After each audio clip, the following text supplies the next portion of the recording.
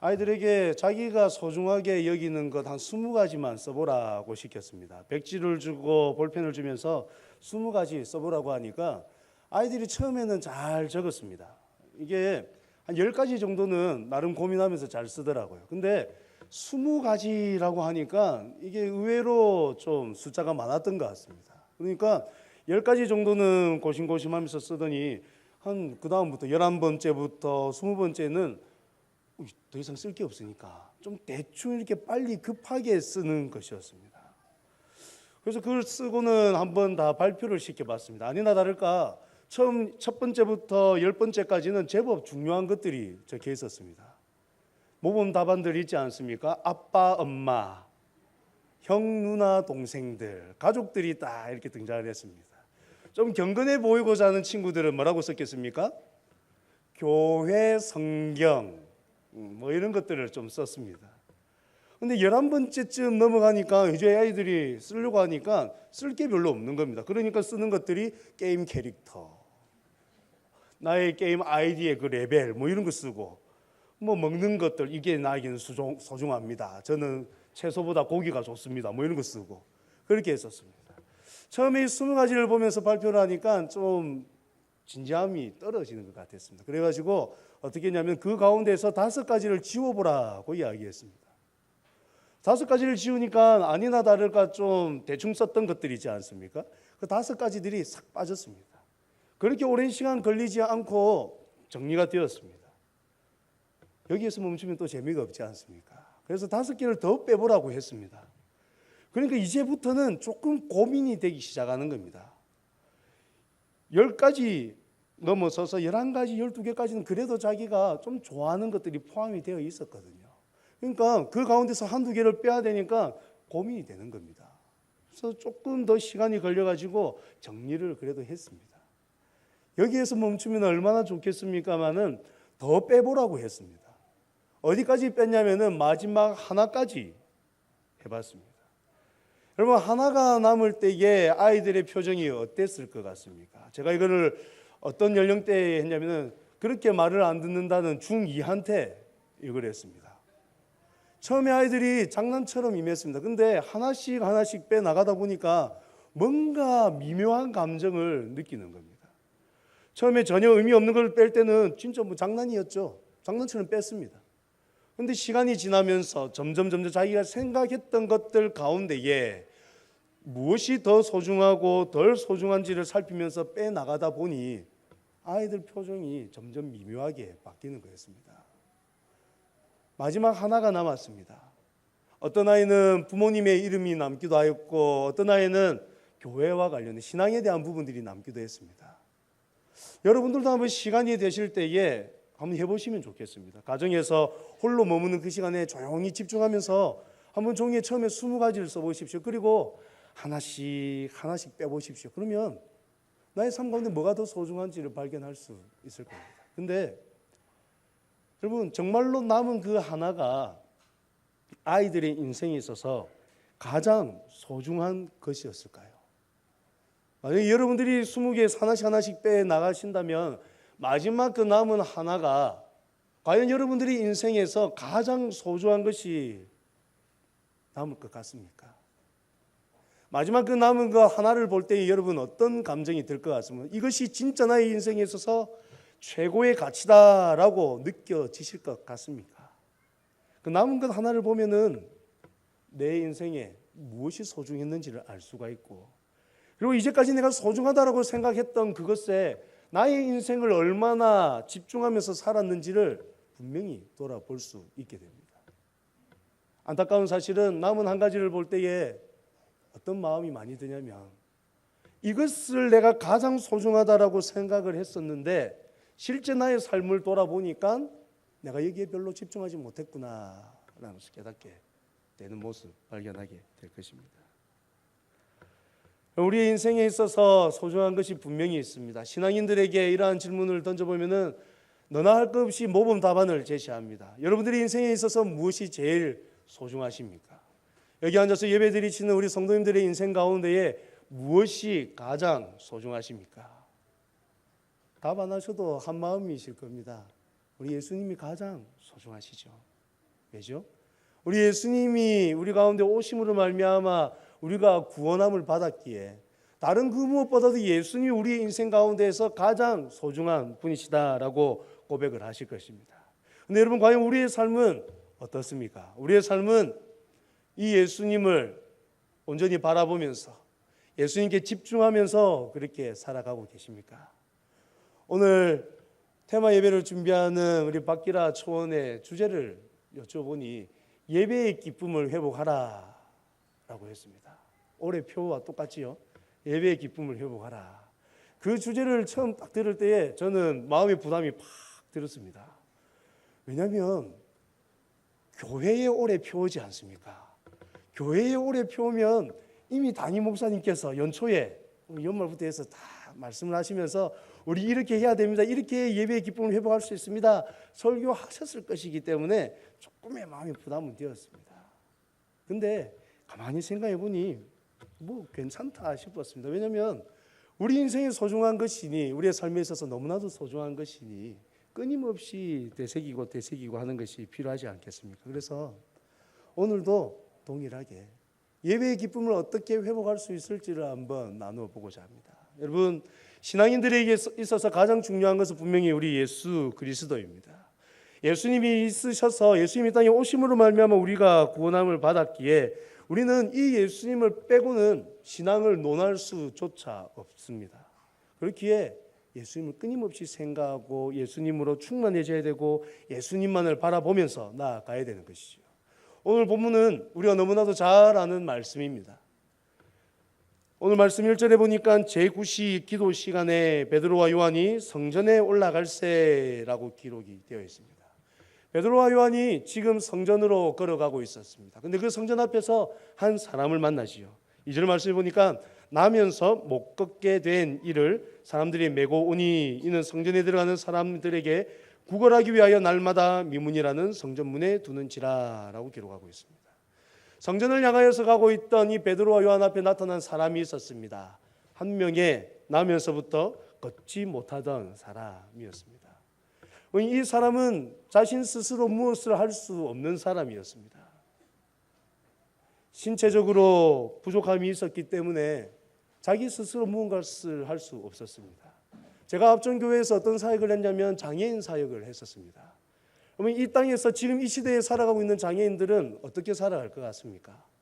지금 이 시대에 살아가고 있는 장애인들도 많은 어려움 속에 살아가고 있습니다. 여러분들 주위에 장애인들 좀 보신 적이 있으십니까? 여러분들 친구분들 가운데에 혹시 장애를 가지고 계신 분들을 친구로 두고 계시는 분들이 혹시 계십니까? 지난 4월 20일이 장애인의 날이었다는 것은 혹시 알고 계십니까? 우리 지금 이 시대에 살아갈 때에도 보면은 장애인으로서 살아간다는 것은 결코 쉽지가 않습니다. 한번 이동하는 것도 쉽지가 않습니다. 집 밖으로 나오는 것 자체가 크나큰 도전입니다. 앞에 있었던 교회에서는 이 장애인 부서가 3개 팀으로 나누어져 있었는데 지적팀, 지적장애가 있는 지적팀, 지체장애가 있는 지체장애팀, 그리고 농아, 말을 못하시는 분들, 듣지 못하시는 분들이 있는 농아팀 3개의 팀으로 나뉘어져 있었습니다. 문 밖으로 나오는 것조차가 큰 도전이었습니다. 지체가 힘드신 분들, 지체의 장애가 있으신 분들은 휠체어를 타셔야 되는데 여러분 턱이 없는 데가 없습니다. 거의 모든 곳에 계단이 있습니다. 나오라 여러분들이 나와서 함께 해야 우리가 장애에 대한 인식도 좋아지고 하지 않습니까? 나오십시오라고 하는데 나오는 것 자체가 너무 어렵습니다. 지적 장애를 가지고 있는 자녀를 둔 부모님들의 이야기를 들어보면 아이들과 길을 다니는 것이 너무 힘들다라고 이야기를 합니다. 지체에는 자유가 있으니까 어디든지 갈 수는 있죠. 근데 사람들의 시선이 결코 만만치 않은 겁니다. 농아인들을 섬기는데 농아인들은 어떨 것 같습니까? 나름 뭐 눈으로 보는 것도 괜찮고 사고도 괜찮고 걸어 다니시기도 괜찮으니까 나름 괜찮을 것 같지 않습니까? 근데 어릴 때부터 교육을 제대로 못 받으시니까 수화를 못 하실 뿐더러 글을 모르시는 분들이 너무 많은 겁니다. 저도 처음에 농아인들을 접할 때에는 이게 말이 안 되면은 뭐 손으로 글을 써서 대화를 하면 되지 않을까라고 했는데 이 필담 자체가 거의 안 되시는 분들이 많은 거예요. 게다가 더 놀라운 것은 이분들 상처가 많습니다. 우리는 여러분 뒤에서 누군가가 이야기를 해도 들리니까 알지 않습니까? 근데 이분들은 자기 눈에 안 보이는 데서 뭔가 자기들끼리 하는 게 느껴지면 자기들에 대해서 안 좋게 이야기하는 것보다, 저희 비장애인들이 그들을 섬기지만은 자기들이 모르는, 우리 그냥 말로써 이렇게 하다 보면 우리끼리 대화가 재밌어서 이렇게 보고 웃을 때들이 있지 않습니까? 그러면 그분들은 오해가 쌓이는 거죠. 그래서 그 안에는 엄청난 다툼들이 있습니다. 심심하면 다투어서 싸우고 나가고 삐지고 나가고 계속 그렇습니다.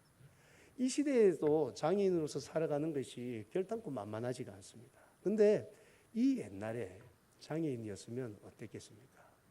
지금도 장애인으로서 경제활동을 하실 수 있는 분들이 그렇게 많지 않은데 지금 이때는 어땠겠습니까? 그래서 이 사람이 선택한 방법은 구걸하는 거였습니다. 열심히 구걸하여서 먹고 살아왔습니다. 나름 명당이라고 하는 곳을 찾아갔습니다. 그곳이 어디였냐면은 성전 미문입니다. 왜냐하면 성전에 들어가는 사람들은 좀 의롭게 보이기 위하여서 이게 힘겨워하는 사람들을 그냥 지나칠 수 없기에 그곳으로 가는 겁니다. 근데 그곳으로 가는 것도 자기의 의지로 할 수가 없었습니다. 그래서 2절 말씀에 보면 어떻게 기록을 하고 있었냐면은 나면서 못 걷게 된 이를 사람들이 메고 왔다라고 기록을 하고 있습니다. 그는 인생을 살아가는 가운데에 끊임없이 남의 손에 의지하여서 남의 도움을 받아가면서 이제까지 자라왔습니다. 그는 나면서부터 못 걸었던 자이기 때문에 이제까지 자기 의지로 뭔가를 해보지 못했던 사람입니다. 여러분, 성전 미문에 앉아서 구걸하는 동안에 어떤 생각을 계속했겠습니까? 여기에 있으니까 돈이 잘 들어온다, 구걸함에 있어서 풍족하다, 이런 생각을 가졌겠습니까? 사람들이 성전으로 들어가는 그 모습을 바라보면서, 그리고 성전에서 나오는 그 모습을 보면서 여러분, 이 사람 어떤 마음이 들었겠습니까? 성전 미문함까지는 열심히 갔지만은 그 안으로 들어가고 싶은 마음이 조금이라도 있지 않았겠습니까? 근데 그는 성전 안으로 들어갈 수가 없었습니다. 자신의 어떤 신체적 결함 때문에 그랬고, 율법이 그를 성전으로 들어가는 것을 가로막았었습니다. 많은 사람들이 자신 앞을 지나갔습니다. 지나가면서 그에게 동전 한 입씩 건네주는 사람들은 분명히 있었습니다. 그는 그것이 살아감에 있어서 분명하게 필요했기 때문에 그것을 받음으로 인하여서도 참 상당히 기뻐했을 것입니다. 근데 채워지지 않는 무엇인가가 있었죠. 열심히 구걸하여서 돈을 번다 할지라도 결코 채워지지 않는 것이 있었습니다. 아무리 받아도 자신의 삶은 거기까지였던 것이죠. 성전으로 들어가지 못하고 성전 미문까지, 거기가 그가 갈 수 있는 최대였습니다. 사람들이 어떻게 해줄 수가 없었습니다. 사람들은 그를 메어서 성전 미문까지는 데려다 줄 수 있었는데 성전 안으로는 그를 인도해 드리지는 못했습니다. 오늘도 여느 날과 다름없이 다른 사람들에게 매여가지고 성전 미문 앞으로 왔습니다. 그리고 거기에서 동일하게 구걸을 합니다. 그런데 그날은 좀 특이하죠. 이상한 사람 2명을 만납니다. 베드로와 요한입니다. 그는 계속해서 그렇게 했던 것처럼 그들에게도 구걸을 합니다. 좀 주십시오. 돈 좀 주십시오.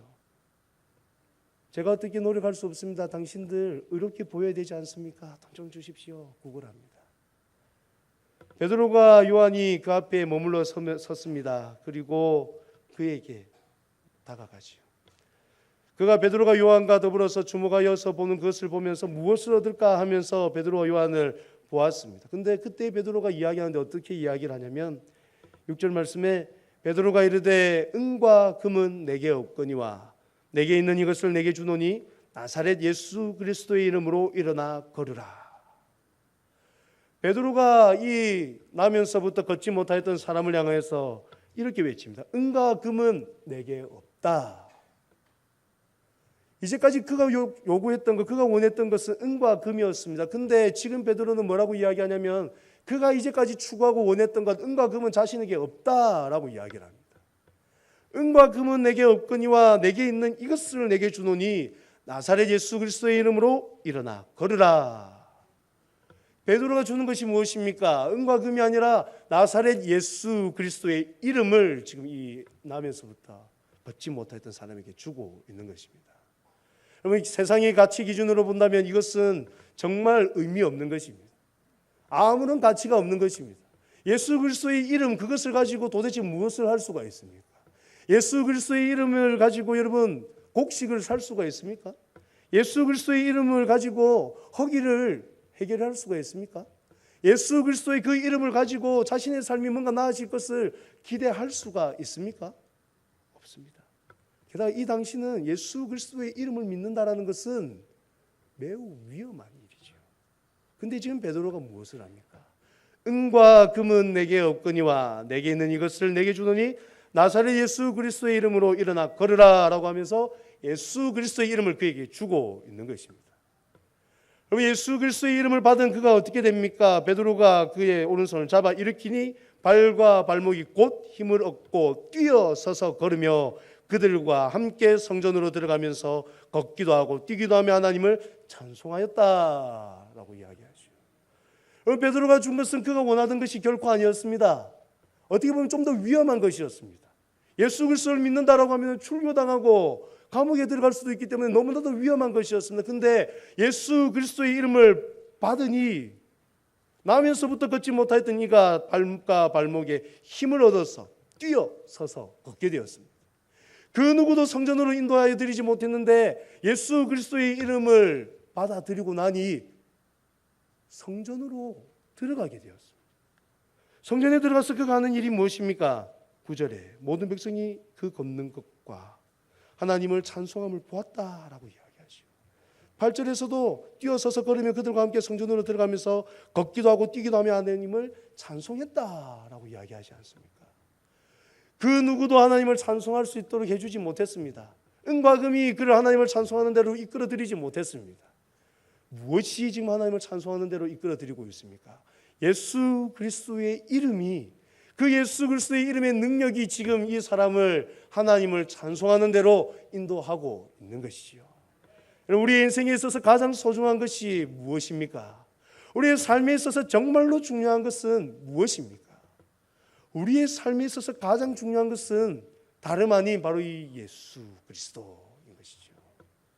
그럼 이것을 믿으십니까?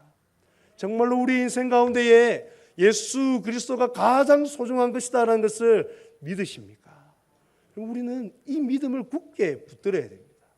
분명히 이 세상은 예수 그리스도의 이름은 별것 아니다라고 이야기를 합니다. 단순히 너희들이 믿는 신이다, 너희들이 만들어낸 것이다라고 이야기를 합니다.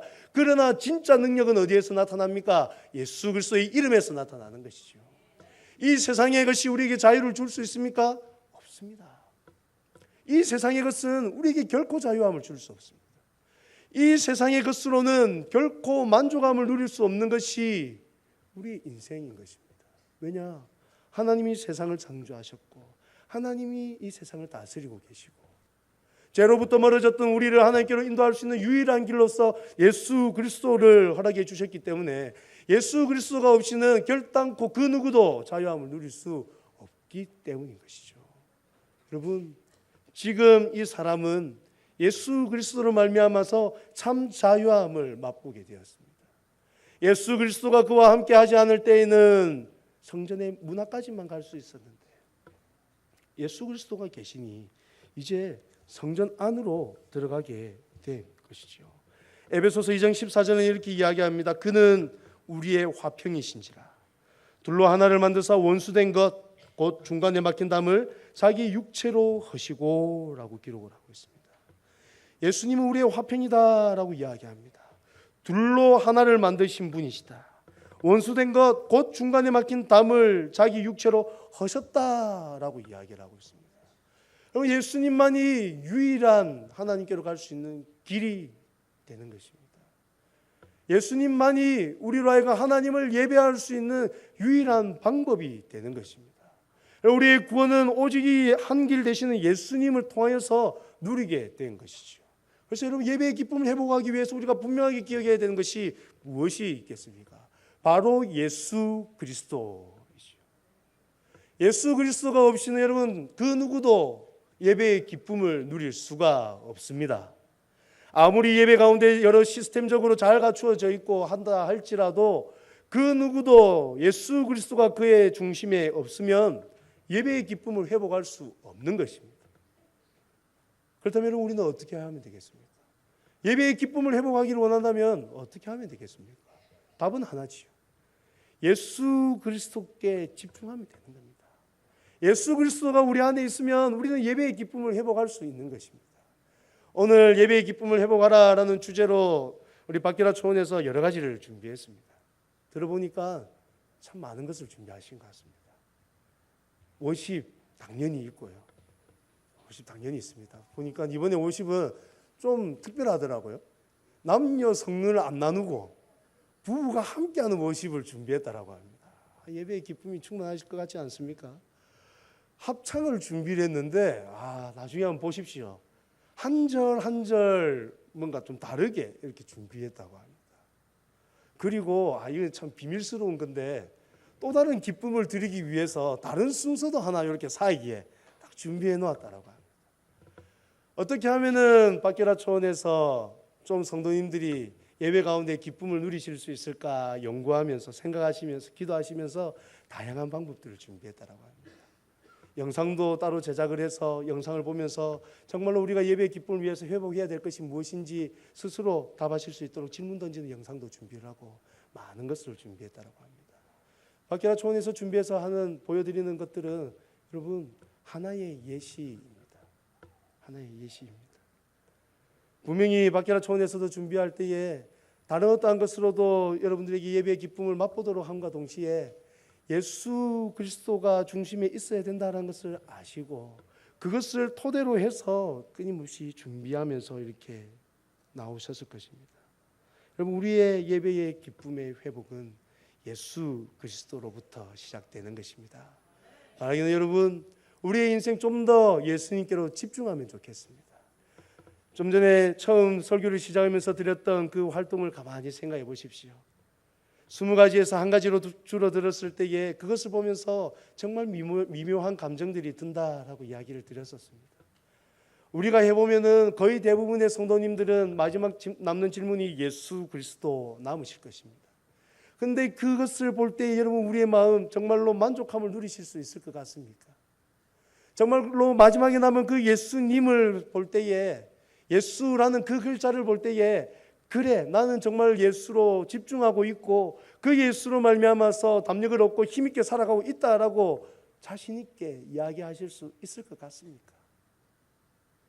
안타깝게도 답은 나왔는데 그 답에 집중하지 못하였던 자신을 발견할 수밖에 없을 것입니다. 바라기는 여러분 오늘 이 테마 예배를 기점으로 다시 한 번 더 우리의 중심에 무엇이 있는지를 잘 한번 생각해 보시면 좋겠습니다. 성전으로 들어가서 하나님을 찬양하면서 기쁨으로 나아가게 하는 그 유일한 길은 예수 그리스도밖에 없었습니다. 예수 그리스도를 전하여 준 이 베드로로 인하여서 그가 성전에 들어가서 하나님을 찬양할 수 있게 되었습니다. 여러분 우리 가운데에 먼저 예수 그리스도가 충만해야 됩니다. 우리가 먼저 예수 그리스도로 충만해져야 우리가 먼저 하나님을 찬양할 수 있고 우리가 가장 소중하게 여겨야 그것을 가지고 다른 이들에게 담대하게 전함으로 인하여서 다른 사람들 또한 하나님을 찬양하는 곳으로 인도하여 드릴 수 있는 것이지요. 바라기는 여러분 정말로 예수 그리스도로 충만해지시는 여러분들의 삶이 되기를 간절히 소망합니다.